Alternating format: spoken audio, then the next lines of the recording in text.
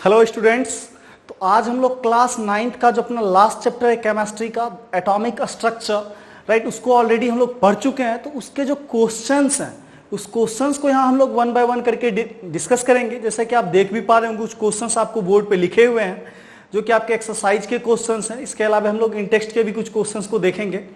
तो इन क्वेश्चंस को हम लोग वन बाय वन करके देखते हैं और इनके आंसर करने की कोशिश करते हैं। आप लोग भी पैरेलली इसके आंसर करने की कोशिश कीजिएगा और जो भी आंसर मैं बताऊंगा, जो भी इंपॉर्टेंट लाइंस उसमें से निकल के आएंगी, वो आप पैरेलली अपने पेन और नोटबुक लेके बैठ जाइए, नोट करते जाइएगा। तो इस तरह से हम लोग इस चैप्टर को कंप्लीटली फिनिश कर पाएंगे with the proper example and exercise. तो चलो हम लोग शुरू करते हैं। तो आपका जो चैप्टर है स्ट्रक्चर ऑफ एटम, इसमें जो आपका एक्सरसाइज है उसमें सबसे पहला क्वेश्चन क्या है, compare the properties of electron, proton and neutron.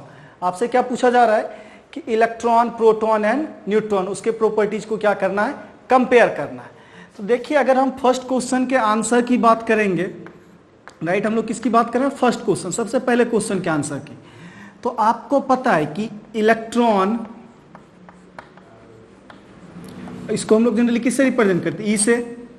Proton क्या होता है, पी, PROTON, प्रोटॉन, राइट। और न्यूट्रॉन को हम लोग किससे रिप्रेजेंट करते हैं, एंड न्यूट्रॉन। तो न्यूट्रॉन क्या होता है आपका एन। ये आपको पता है क्या, फंडामेंटल पार्टिकल्स हैं। क्या है, फंडामेंटल पार्टिकल्स हैं किसी एटम के, ऑफ एन एटम। तो देखिए, अगर हम बात करें इलेक्ट्रॉन की, प्रोटॉन पी है और न्यूट्रॉन एन है, राइट। तो इसके प्रॉपर्टीज की, किसकी बात कर रहे हैं, इसके प्रॉपर्टीज की। तो सबसे पहला पॉइंट हम बात करते हैं मास की। तो एक इलेक्ट्रॉन का जो मास होता है वो क्या होता है, 9.1 इंटू 10⁻31। हम किस में बात कर रहे हैं, केजी में। कितना हो जाएगा, 9.1 इंटू 10⁻31 केजी। वही अगर प्रोटॉन के मास की बात करें तो ये होता है आपका 1.73 इंटू 10⁻27 केजी, राइट। और सिंपली अगर हम बात करें न्यूट्रॉन की मास की तो ये लगभग प्रोटॉन के बराबर ही होता है, क्लोज टू 1.74 इंटू 10⁻27 केजी। बहुत देर जगह देखो तुमको 1.73 ही यहाँ मिलेगा, बट एक्चुअली होता क्या है कि तुम्हारा न्यूट्रॉन थोड़ा सा क्या होता है, हैवी होता है। किससे, प्रोटॉन से, राइट। अगर हम बात करें यूनिट मास की, किसकी बात करें, यूनिट मास, तो आपको पता है कि 1 यूनिट किसके बराबर होता है। जब भी हम बात करें 1 यूनिट मास, राइट, तो 1 यूनिट मास, तो ये जो आपका होता है 1.73 है 10⁻27 केजी। इसी को क्या बोलते हैं, 1 यूनिट मास बोलते हैं। इसी को ग्राम में रखेंगे तो 1.73 इंटू 10⁻24 ग्राम बोल सकते हैं, -27 केजी। तो जब यूनिट मास से कंपेयर करोगे तो ये जो मास है तुम्हारा लगभग 1/1840 के आसपास आएगा। कितना आएगा, मतलब एक यूनिट मास का 1840वां पार्ट है, राइट। जबकि प्रोटॉन के मास की बात करें तो ये 1 आएगा और ये भी कितना आएगा, 1 आएगा, राइट। सिंपल है, कोई दिक्कत। तो यूनिट मास करते हैं मतलब हम लोग इससे कंपेयर करते हैं। तो ये बराबर है, दैट मीन सबको आपको क्या करना है कि इस नंबर से डिवाइड कर देना। तो जब इसको आप इस नंबर से यूनिट मास से डिवाइड करोगे तो इतना वैल्यू आएगा, प्रोटॉन को डिवाइड करोगे तो इतना आएगा, और लगभग न्यूट्रॉन का भी मास क्या आएगा, 1 के आसपास ही। दूसरा जो इंपॉर्टेंट पॉइंट है वो है चार्ज। तो चार्ज ऑन इलेक्ट्रॉन जो होता है वो निगेटिव होता है, -1.6 इंटू 10⁻19 कूलम। माइनस मैंने इसलिए लगाया क्योंकि इलेक्ट्रॉन पे क्या होता है, नेगेटिव चार्ज।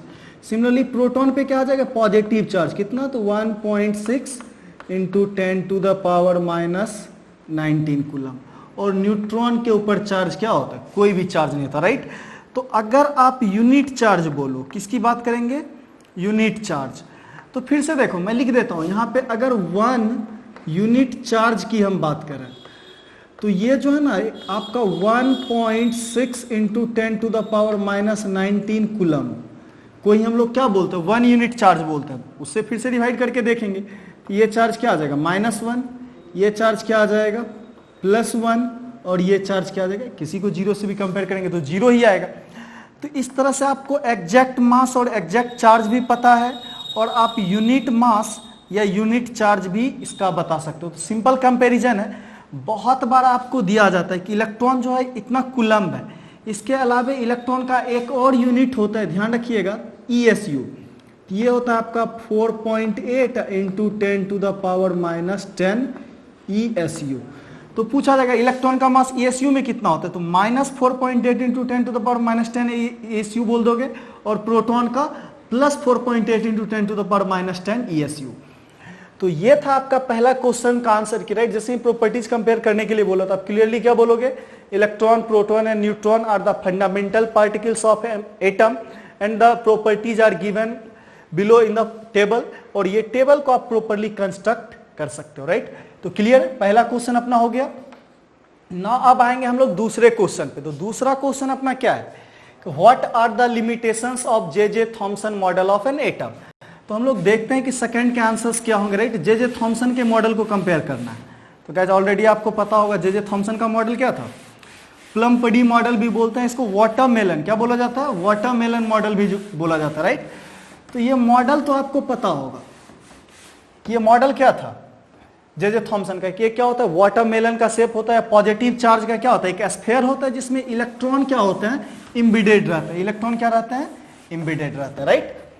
तो इसके मॉडल की बात करें तो सपोज दैट आपके पास क्या एक स्फीयर है जिसको आप क्या बोल सकते हो, चार्ज ऑफ, या पॉजिटिव स्फीयर भी बोल सकते हो, ये क्या है, पॉजिटिव स्फीयर है, या इसी को हम क्या बोल सकते हैं, lump of positive charge. J Thomson ने क्या बोला था कि पूरा एटम एक पॉजिटिव चार्ज का लंप होता है जिसमें एज लाइक सीड्स, राइट। आपको पता है वाटरमेलन में क्या होता है, बीच में सीड्स होते हैं ब्लैक कलर के या ग्रीन कलर के जो भी होते हैं, राइट। कच्चा रहता है तो ग्रीन रहता है, पकने के बाद ये सीड्स क्या हो जाता है, ब्लैक कलर। तो इसको क्या बोला कि ये इलेक्ट्रॉन है, ये क्या है, इलेक्ट्रॉन, और बाकी जो ये है वो क्या है, प्रोटॉन है, मतलब पॉजिटिव चार्ज का एक कंप्लीट लंप है जिसमें इलेक्ट्रॉन क्या है, इम्बिडेड है, राइट। ये किसका मॉडल था, जे थॉमसन्स मॉडल। बट पता है कि ये मॉडल क्या है, गलत है, इसमें कुछ ना कुछ लिमिटेशंस हैं।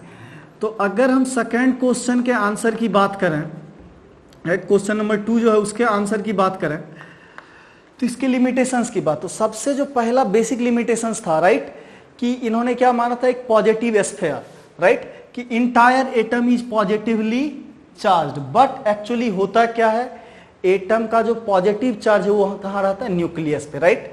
तो पहला जो लिमिटेशन है इस पॉइंट में क्या लिखोगे, atoms are not a positive sphere but positive charge on the nucleus, right, कि पॉजिटिव चार्ज क्या होता है, न्यूक्लियस पे होता है, राइट। तो सबसे पहला point, all the positive charge lies in the centre, right, in the, आप क्या बोल सकते हो, nucleus. Rather, it is not a sphere of positive charge. या सिंपली rather एटम क्या बोल सकते हो, simply rather atom is not the sphere of positive charge. तो पहला पॉइंट तो यही बात हो गया, राइट, कि ये जो पूरा एटम है वो पॉजिटिव चार्ज का स्फीयर नहीं है, बल्कि क्या होता है, सारा का सारा पॉजिटिव चार्ज कहाँ लाई करता है, न्यूक्लियस में। और दूसरा जो आप बता सकते हो, इलेक्ट्रॉन्स इम्बिडेड नहीं रहते हैं, बट क्या होता है, इलेक्ट्रॉन रिवॉल्व करता है around the nucleus, right, nucleus के चारों। तो क्या बोल सकते हैं, electrons are not embedded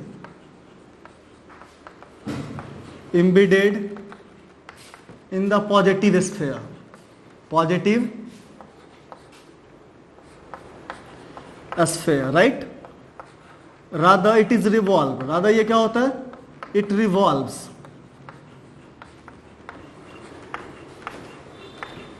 around the nucleus in a cell, right।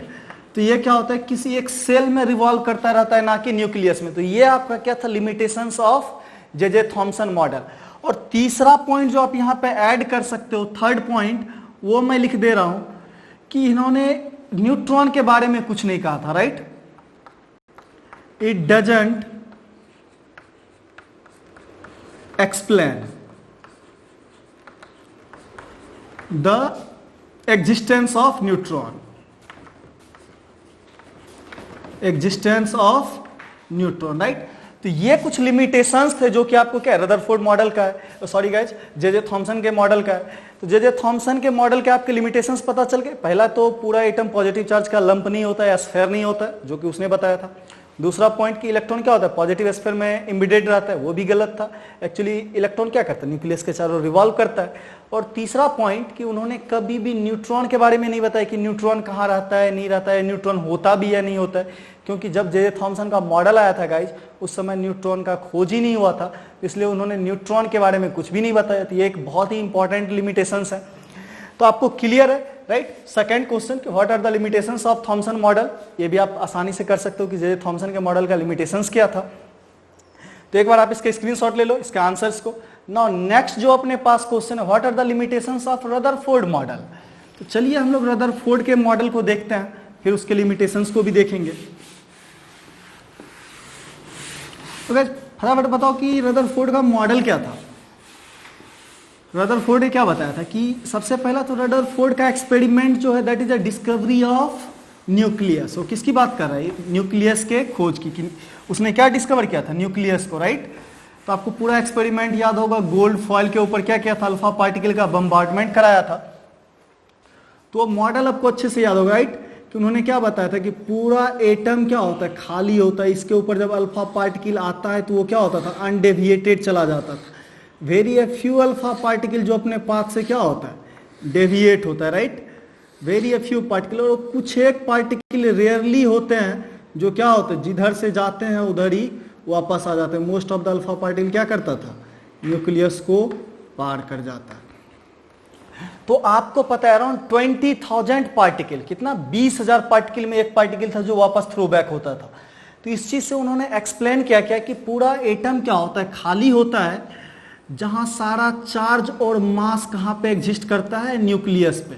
That means discovery of nucleus. Rutherford ने न्यूक्लियस के बारे में तो सही बताया था, बट उन्होंने इलेक्ट्रॉन क्या बताया था कि इलेक्ट्रॉन ना एटम के चारों ओर रिवॉल्व करता है, न्यूक्लियस के चारों ओर क्या करता है, रिवॉल्व करता है। ये क्या था, रदरफोर्ड का मॉडल। तब इसका जो ड्रॉबैक है, अगर इसके आंसर की बात करें कि ड्रॉबैक क्या था, तो इन्होंने तो सही बताया कि इलेक्ट्रॉन न्यूक्लियस के चारों ओर रिवॉल्व करेगा, बट पता है कि जैसे ही सपोज दैट ये आपका न्यूक्लियस है, यहां पे इलेक्ट्रॉन रिवॉल्व करेगा, तो इस यहां पे क्या आएगा, सर्कुलर मोशन आपने पढ़ा है, एक्सेलरेशन होगा। और एक्सेलरेटेड चार्ज पार्टिकल जो है वो एनर्जी को क्या करता है, लॉस करता है।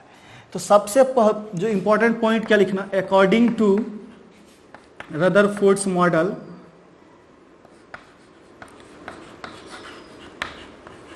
Fords model, electron revolves around nucleus। सबसे पहला ये पॉइंट उसने बताया था, राइट। अब आपको पता है कि चार्ज एक्सेलरेटेड चार्ज पार्टिकल है, तो वो क्या करेगा, एनर्जी रिलीज करता है, हमेशा ध्यान रखना। अब हम क्या बोलेंगे, एक्सेलरेटेड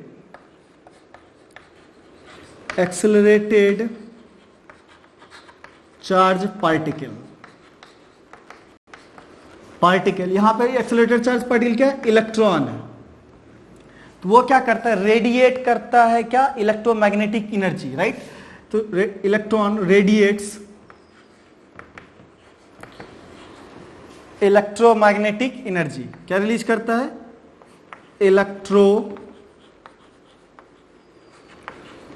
मैग्नेटिक एनर्जी, राइट। इस एनर्जी का आपने इक्वेशन भी पढ़ा होगा, right, H new.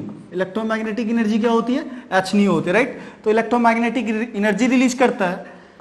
So electron will loses it's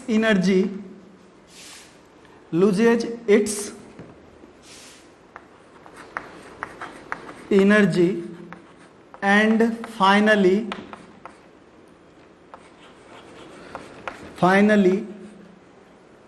क्या होगा, न्यूक्लियस में बरी हो जाएगा, राइट। तो finally buries in the nucleus. So atom become unstable. तो इससे एटम क्या हो जाएगा, so atom become unstable, become unstable, right. Atom क्या हो जाएगा, अनस्टेबल हो जाएगा। तो बहुत ही सिंपल ही है। तो तुम लिख सकते हो according to Rutherford's model electron revolves around the nucleus so accelerated. आप पता है कि रदरफोर्ड ने क्या बताया था कि न्यूक्लियस के ऊपर पूरा पॉजिटिव चार्ज होता है और सारा मास होता है, वो तो सही था। फिर उन्होंने इलेक्ट्रॉन के बारे में जब पूछा गया तो इलेक्ट्रॉन के बारे में क्या बताया कि न्यूक्लियस के चारों ओर इलेक्ट्रॉन क्या करता है, रिवॉल्व करता है। तो ये बात सही है, लेकिन साइंस में एक बहुत ही जबरदस्त शानदार सा कॉन्सेप्ट क्या है, या जो एक्चुअली फैक्ट क्या है कि अगर कोई एक्सेलरेटेड चार्ज पार्टिकल है, पता है कि यहाँ पे क्या होगा, वेलोसिटी लगातार चेंज करेगा। वेलोसिटी चेंज करने का मतलब अगर मान लो यूनिफॉर्म स्पीड से चल भी रहा है, लेकिन हर एक जगह क्या होगा, इसका पोजीशन चेंज करेगा। यहाँ पे डायरेक्शन ये हो जाएगा, यहाँ पे डायरेक्शन ये हो जाएगा। तो कहीं भी डायरेक्शन या मैग्नीट्यूड कुछ भी चेंज करे तो वेलोसिटी के अंदर अगर कोई भी चेंज आता है तो उसको क्या बोलते हैं, एक्सेलरेशन बोलते हैं, राइट। इसका मतलब क्या है कि अगर कोई एक्सेलरेटेड चार्ज पार्टिकल है तो वो क्या करता है, रेडिएट्स क्या, इलेक्ट्रोमैग्नेटिक एनर्जी। ये हमेशा ध्यान रखिएगा, काफी इंपॉर्टेंट पॉइंट है कि कोई भी एक्सेलरेटेड चार्ज पार्टिकल जो है वो इलेक्ट्रोमैग्नेटिक रेडिएशन रिलीज करता है। इसके वजह से वो जो इलेक्ट्रॉन रिवॉल्व कर रहा है वो भी क्या करेगा, एनर्जी लूज करेगा।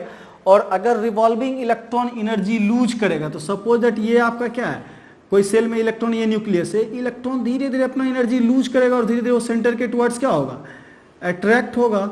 और एक टाइम ऐसा आएगा कि वो न्यूक्लियस में जाके क्या हो जाएगा, दफन हो जाएगा। न्यूक्लियस में जाके क्या हो जाएगा, बड़ी हो जाएगा, राइट। बड़ी मतलब क्या होता है, दफन हो जाना, उसमें समा जाना। तो इसके वजह से रदरफोर्ड का मॉडल में क्या है, बड़ा सा ड्रॉबैक कि वो एक्सप्लेन नहीं कर पाया कि अगर इलेक्ट्रॉन एक्सेलरेटेड है तो एनर्जी लूज करेगा तो फिर भी वो अस्टेबल क्यों होता है। एक्चुअल में तो ऐसा होता नहीं ना कि इलेक्ट्रॉन आके न्यूक्लियस में चला गया। तो उन्होंने जो चीजें बताई उसके अनुसार से होना क्या चाहिए, इलेक्ट्रॉन को न्यूक्लियस में चला जाना चाहिए, बट एक्चुअल में ऐसा होता नहीं है। तो इस चीज को रदरफोर्ड एक्सप्लेन नहीं कर पाए। So this is the drawback of Rutherford model. तो रदरफोर्ड मॉडल का जो एडवांटेज है, सबसे इंपॉर्टेंट पॉइंट क्या था कि उन्होंने न्यूक्लियस के बारे में पता लगाया। न्यूक्लियस क्या होता है, एक बहुत ही छोटा सा पार्ट होता है पूरे एटम का, जहां पे सारा का सारा पॉजिटिव चार्ज मतलब प्रोटॉन क्या होता है, कॉन्सेंट्रेटेड होता है, राइट। बट उन्होंने क्या किया कि इलेक्ट्रॉन के बारे में एग्जैक्ट आइडिया नहीं दे पाया। तो रदरफोर्ड का सबसे बड़ा ड्रॉबैक यही था कि इन्होंने इलेक्ट्रॉन के बारे में एग्जैक्ट आइडिया नहीं बता पाया कि इलेक्ट्रॉन किस तरह से स्टेबल होता है। तो एक पॉइंट टू द पॉइंट पूछा जाए तो उन्होंने क्या बताया कि एटम की स्टेबिलिटी को एक्सप्लेन नहीं कर पाया, राइट। चीजें तो उन्होंने सही बताई कि हाँ न्यूक्लियस होता है, इलेक्ट्रॉन रिवॉल्व करता है, बट रिवॉल्व करने से क्या एटम में स्टेबिलिटी क्यों आती है, रिवॉल्व करने से एनर्जी तो लूज करके इसको खत्म हो जाना चाहिए, बट खत्म क्यों नहीं होता है, इस चीज को वो एक्सप्लेन नहीं कर पाया। तो इसीलिए ये क्या था, greatest drawback of the Rutherford's model. और सबसे इंपॉर्टेंट एक और पॉइंट, न्यूट्रॉन के बारे में इन्होंने भी कुछ नहीं बताया, क्योंकि स्टिल जब रदरफोर्ड का मॉडल आया था तो उस समय लोगों को न्यूट्रॉन के बारे में आइडिया नहीं था। पता है न्यूट्रॉन का आइडिया कब लगा, 1932 में, 1932, जब जेम्स चैडविक ने क्या कहता, आर्टिफिशियल रेडियो एक्टिविटी के थ्रू कार्बन के ऊपर या बोरॉन के ऊपर अल्फा पार्टिकल का बम्बार्डमेंट कराया था, जो कि कार्बन और न्यूट्रॉन में कन्वर्ट हुआ था, राइट। तो ऑल टुगेदर काफी लेट जाके न्यूट्रॉन का डिस्कवरी हुआ। तो उस समय रदरफोर्ड ने भी न्यूट्रॉन के बारे में कोई विशेष जानकारी नहीं दी थी। तो चलो ये था आपका, राइट। इसके अलावा एक पॉइंट और क्या लिख लोगे, it does not give any idea about the neutron, right. तो मैं यहां लिख भी दे रहा हूं, it doesn't give any idea about neutron. तो ये न्यूट्रॉन के बारे में भी कोई आइडिया नहीं देता। तो this is the drawback of Rutherford's model. Now अपने पास है describe the Bohr's model of a atom. क्या आपको बोर के मॉडल को एक्सप्लेन करना है, तो बहुत ही सिंपल है बोर्स का मॉडल एक्सप्लेन करना, राइट। आप ऑलरेडी पढ़ चुके हो। तो चलिए हम लोग देखते हैं बोर्स का मॉडल क्या है।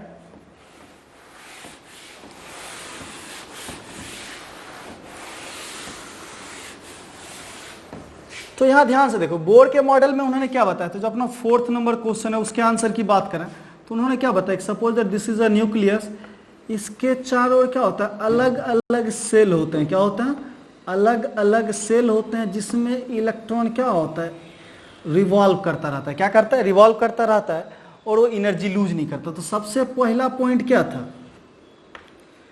इलेक्ट्रॉन, देखो आपको क्या डिस्क्राइब करने बोल रहे हैं, बोर्स का मॉडल क्या डिस्क्राइब करने बोल रहे हैं, राइट। तो electrons revolves revolves in a certain path called orbit or cell, right. तो सबसे पहला क्या बताया कि इलेक्ट्रॉन क्या करता है, एक सर्टेन पाथ पे रिवॉल्व करता है, जिसको हम लोग क्या बोलते हैं, ऑर्बिट और सेल।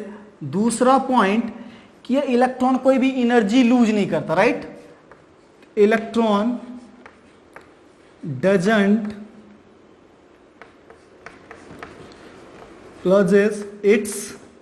लॉस इट्स एनर्जी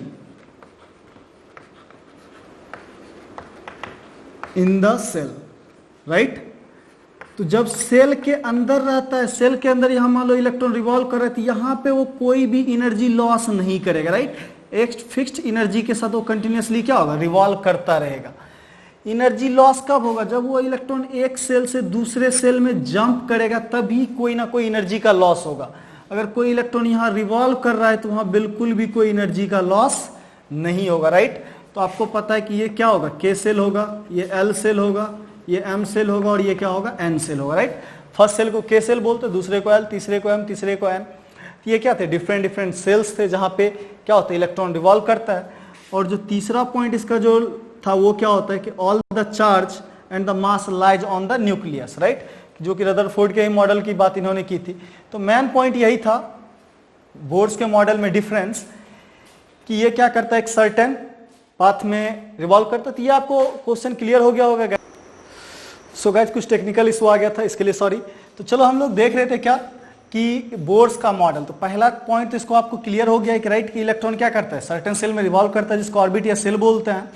उसके अलावा इलेक्ट्रॉन जब इस सेल में रिवॉल्व कर रहा होता है तब वो एनर्जी लूज नहीं करेगा, बट एक्चुअली होता है कि जब वो एक सेल से दूसरे सेल में जंप करता है तब एनर्जी लूज करता है। ये था उसका दूसरा पॉइंट। और तीसरा जो है, आपको पता है कि रदरफोर्ड का मॉडल पता होगा कि न्यूक्लियस के अंदर क्या करता है, न्यूक्लियस के अंदर क्या लाई करता है, प्रोटॉन प्लस न्यूट्रॉन, राइट, जो भी मास होगा। तो ये किसने बताया था, बोर्ड्स ने। तो ये आपको क्लियर हो गया होगा ऑल 4 क्वेश्चंस ना। फिफ्थ क्वेश्चन अपने पास क्या है कि model of an atom given in this chapter. तो इस चैप्टर में जो आपके एटम के मॉडल हैं उनको कंपेयर करना है, राइट। तो आपको पता है कि इसमें 3 मॉडल है इस चैप्टर में। अपने पास कितना मॉडल है, एटम का 3 मॉडल दिया गया। कौन कौन सा, बोर्ड्स का मॉडल, राइट, फिर उसके पास अपने पास क्या था, जे थॉमसन का मॉडल और रदरफोर्ड का मॉडल। ये 3 मॉडल, राइट। तो सबसे पहला क्या था, जे थॉमसन का मॉडल। दूसरा अपने पास क्या है, रदरफोर्ड्स मॉडल। और तीसरा क्या है, बोर्ड्स मॉडल। तो आपको ध्यान से देखिए, इनको क्या करना है कि कंपेयर करना है। तो सबसे पहला जो मॉडल है उसने क्या बताया था, हम इलेक्ट्रॉन के टर्म में बोलते हैं। तो इलेक्ट्रॉन को क्या बोला कि न्यूक्लियस में क्या होता है, एम्बेडेड होता है। देखो तुमको खुद से ही लिखना है। इलेक्ट्रॉन के बारे में क्या बोला कि पॉजिटिव चार्ज जो लंप है उसके अंदर क्या होता है, एम्बेडेड होता है, राइट। जबकि इलेक्ट्रॉन के बारे में रदरफोर्ड ने क्या बताया था कि वो न्यूक्लियस के चारों ओर रिवॉल्व करता है, बट पता है कि यहाँ पे इन्होंने स्टेबिलिटी ऑफ इलेक्ट्रॉन की बात नहीं की थी। जबकि बोर्ड्स ने क्या किया, न्यूक्लियस भी बताया और इलेक्ट्रॉन तो चारों ओर रिवॉल्व करता है, और यहाँ पे ये स्टेबल क्यों रहता है ये भी बताया। रीजन पता है कि स्टेबल इसलिए रहता है कि यहाँ पे ये कोई एनर्जी लूज नहीं करेगा। बट रदरफोर्ड ने ये पॉइंट यहाँ पे एक्सप्लेन नहीं कर पाए थे कि ये इलेक्ट्रॉन क्यों फिक्स्ड ऑर्बिट में रिवॉल्व करता रहता है। दूसरा पॉइंट, अगर प्रोटॉन की बात करें या न्यूट्रॉन की बात करें तो कंबाइनली सबने बताया, राइट। तो इन्होंने क्या बताया कि एक पूरा पॉजिटिव जो लंप होता है वही प्रोटॉन और न्यूट्रॉन होता है, मतलब पॉजिटिव चार्ज का एक लंप है। जबकि रदरफोर्ड ने प्रोटॉन या न्यूट्रॉन के बारे में क्या बताया था, सारा का सारा मास और चार्ज कहाँ रहता है, न्यूक्लियस में रहता है। तो इन्होंने क्या बताया, पूरा एटम ही प्रोटॉन का बना होता है, मतलब पॉजिटिव चार्ज का बना होता है। जबकि रदरफोर्ड ने क्या बताया कि पॉजिटिव चार्ज सिर्फ न्यूक्लियस में होता है, और बोर्ड्स ने भी क्या बताया कि पॉजिटिव चार्ज कहाँ होता है, न्यूक्लियस में होता है। तो ये था रिलेटिव कंपैरिजन। और रही बात जे थॉमसन की, तो सबसे पहला मॉडल जे थॉमसन का था, फिर रदरफोर्ड का आया, और फिर किसका आया, बोर्ड्स का मॉडल आया, राइट। तो जे थॉमसन ने सिर्फ किसकी बात की थी, मेनली डिस्कवरी ऑफ इलेक्ट्रॉन के बारे में ये मॉडल बना दिया था। बट रदरफोर्ड के मॉडल के टाइम पे इलेक्ट्रॉन और प्रोटॉन प्रॉपर्ली डिस्कवर हो चुके थे। तो एक्चुअली आपको इसी को क्या करना है, कंपेयर करना था। तो सबसे इंपॉर्टेंट कंपैरिजन था इलेक्ट्रॉन का। इन्होंने क्या बताया, पॉजिटिव चार्ज के अंदर लाइक सीड से एम्बेडेड रहता है। जबकि रदरफोर्ड ने बताया कि न्यूक्लियस के चारों रिवॉल्व करता है, बट वो स्टेबल कैसे होता है ये चीज एक्सप्लेन नहीं किया, राइट। तो he can't stability of he can't describe the stability of electron around the nucleus. But Rutherford ने भी क्या बताया कि न्यूक्लियस के चारों ओर इलेक्ट्रॉन स्टेबल क्यों होता है, रीजन के यहाँ कोई एनर्जी ये लूज नहीं करता है। ये बात किसने बताया, बोर्ड्स ने बताया, राइट। बाकी रिलेटिवली और भी पॉइंट तुम खुद से ऐड कर सकते हो, ऑलरेडी तीनों मॉडल पढ़ चुके हो। तो these 5 important questions of your exercise, remaining questions हम लोग नेक्स्ट वीडियो में डिस्कस करेंगे। तो thank you guys, stay tune, हम लोग अगले वीडियो में आएंगे नेक्स्ट क्वेश्चन को लेके।